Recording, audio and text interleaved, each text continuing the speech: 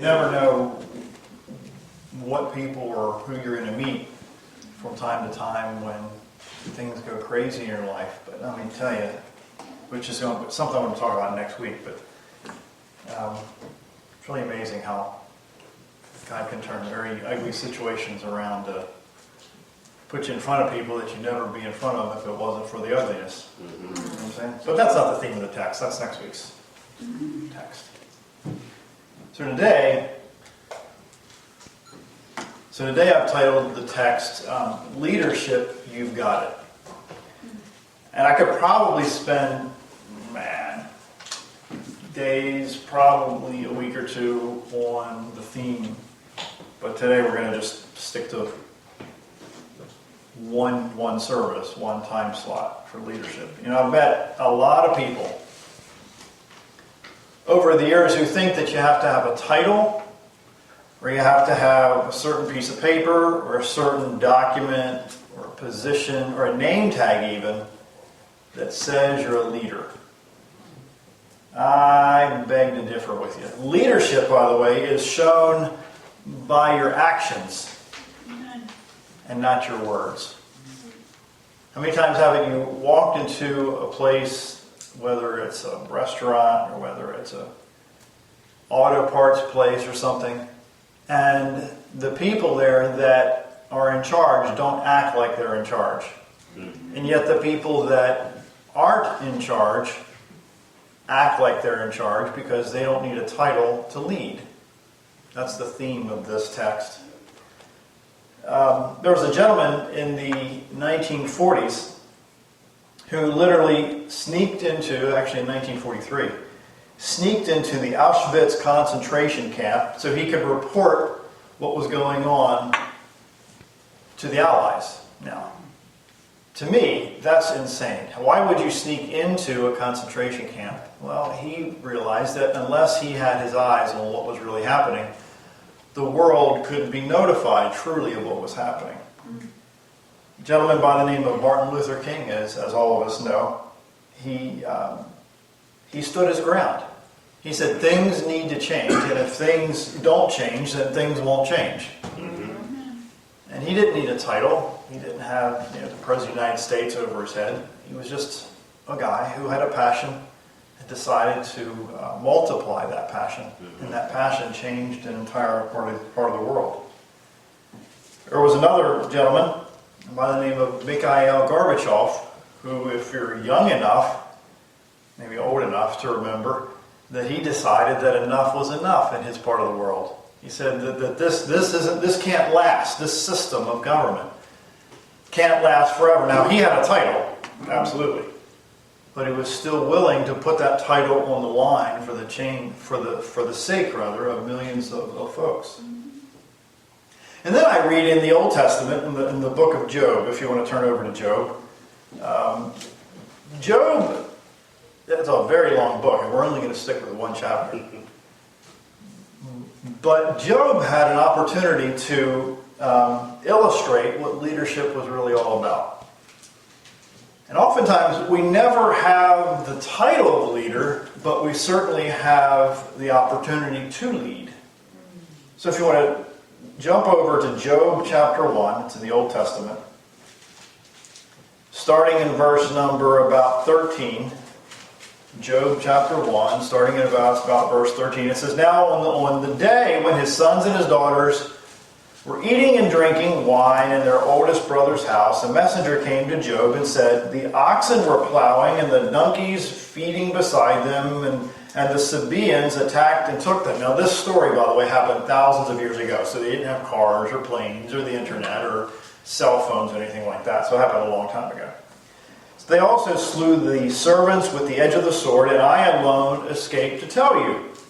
While he was still speaking, another guy came in and said, The fire of God fell from heaven and burned up the sheep and the servants and consumed them, and I alone have escaped to tell you. Now, two pieces of bad news is bad enough, right? I mean, one piece is horrible, let alone two. But then in verse 17, it says, While he was still speaking, a third came in. The Chaldeans, which is another enemy of that part of the world, formed 3 bands, and made a raid on the camels and took them and slew the servants with the edge of the sword, and I alone have escaped to tell you.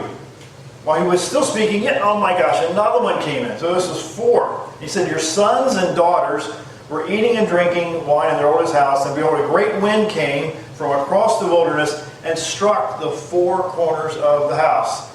And it fell on the young people, and they died, and I alone have escaped to tell you. Now, verse 20. Then Job arose and tore his robe and shaved his head. Now, in that culture, certainly that doesn't happen here in this time, but in that culture, that meant that this guy was in pain. He was in agony. He was definitely hurting. Again, verse 20. Then Job arose and tore his robe and shaved his head, and he fell to the ground and worshipped. He said, quote, naked I came from my mother's womb, and naked I shall return there. The Lord gave, and the Lord has taken away. Blessed be the name of the Lord. And this is where this next verse grabbed me. Verse 22. Through all this, Job did not sin, nor did he blame God. Let me repeat it again. Through all this, Job did not sin, nor did he blame God. Now, this theme, this part of the chapter, I have yet, in all the years I've been in the church, have yet to get my arms around. And that's not even the theme of the text here today. But I just wanted to throw that out there, that I have yet to get why God does certain things. But the older I get, the more I realize that more people are watching you than you realize are watching you. I'll say it again. The older you get, the more I realize that more people are watching you than you think are watching you. You might want to write this next quote down. It is original with me. I didn't get it from any place else. You ready to write this down? You ready? It's pretty deep. One of the hardest places is what you do with what you know. Again, one of the hardest places is what you do with what you know when what you think you know isn't working. I'm not done. One of the hardest places is what you do with what you know when you think what you know isn't working. It ends with, what you do when you're down can determine the outcome. Let me say it another time. One of the hardest places is what you do with what you know when you think what you know isn't working. What you do when you're down can determine the outcome. I don't understand why stuff happens. I don't get it. I'll study more this week about it. Maybe I'll have some more answers for you next week with the verse that I have in mind to share with you next week. I don't know, but the more I realize, the bolder I get, the more I see that more people are watching what you're going to do in the middle of your stuff than you think are watching you. Job made a choice that I don't know if I could have made. Have you ever read through parts of the Bible and certain people make choices and make statements that you don't think that you could make? Job, somebody commentated, if that's a word, said that Job in all his sin didn't blame God. You know, leadership is standing when you feel like falling on your face. And I'll repeat this multiple times. That I'm not talking about having a title. You know, I am the leader of X, Y, or Z. That doesn't make you a person who leads. That means you have a title. Doesn't mean that you're really a person who leads. It's about influencing others, either positively or negatively. Have you ever had a boss that had a title and he influenced you or she influenced you negatively? Whereas a person that maybe sat alongside you in the next desk didn't have a title, but they influenced you positively, they were a leader. So leaders don't necessarily need a title. Donald McGahn said, leadership is an action, not a position. Leadership is an action, not a position. Think about all the characters in the Bible, Old Testament, New Testament. And you see, probably the majority of them, not probably, definitely, the majority of them led without a title. So the title of the text that's set today is Leadership, You've Got It. I'll say it multiple times. You don't need a title to be a person who leads. Martin Luther King said, the ultimate measure of a man is not where he stands in the moment of comfort, but where he stands in times of what? Challenge and controversy. Where you stand in the middle of the stuff.